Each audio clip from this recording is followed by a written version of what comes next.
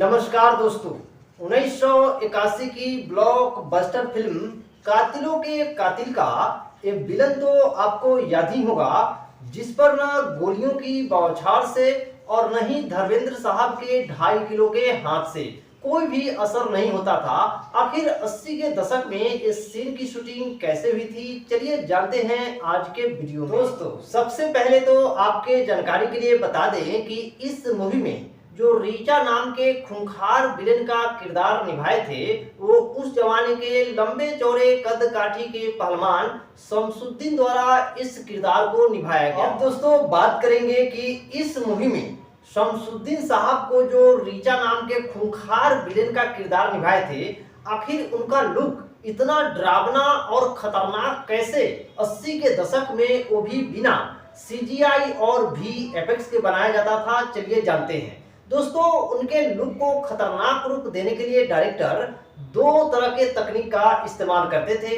सबसे पहला नंबर जो तकनीक होता था, जो उनका आप फेस देखते हैं, जो बिल्कुल देखने में एकदम डरावना सा लगता है। दोस्तों, उस तरह के मुखौटा बनाने के लिए उस जमाने में रबर और जो चमड़ा होता था, दोनों को मिक्स करके तब इस तरह के मुखौटा जो है तैयार किया जाता था। इसी तरह से जो आप उनका ड्रेस देखते हैं, जो बहुत ही ज्यादा खतरनाक और डरावना लगता है।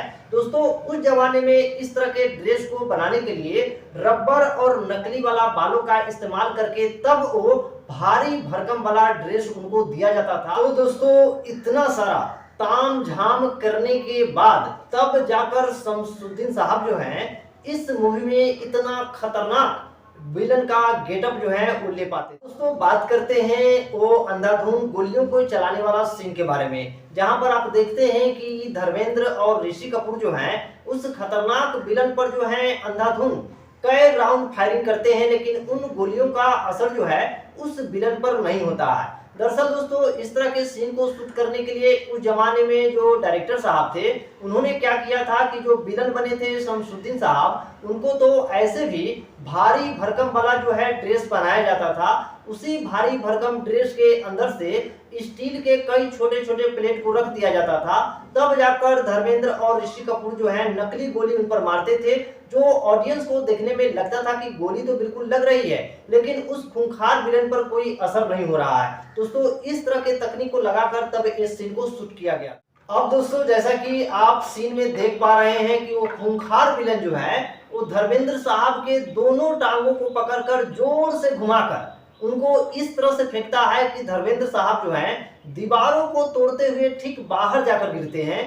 दोस्तों, ये सीन में जो आप दीवार देख रहे हैं, असल में वो नकली दीवार है जो फोम के ईंट से बनाया गया है। इसी तरह से दोस्तों, आप अगले दृश्य में देख रहे हैं कि धर्मेंद्र साहब जो हैं बड़े बड़े पत्थर को उस विलन के ऊपर जो है गिरा रहे हैं, और वह विलन जो है धीरे धीरे पत्थरों से झपटे जा रहा है। देखने में तो ये पत्थर बिल्कुल रामगढ़ के पत्थर जैसा लग रहा है, लेकिन दोस्तों आपको बता दें कि इस सीन में जो आप पत्थर देख रहे हैं वो असल में फोम का बना हुआ पत्थर है, लेकिन इसके ऊपर पेंट इस तरह से किए गए हैं कि देखने में बिल्कुल असली जैसे लगते हैं।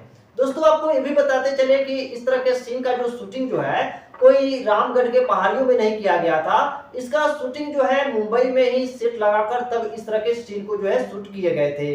ऐसे आपको जानकारी कैसा लगा, कमेंट बॉक्स में जरूर बताइएगा।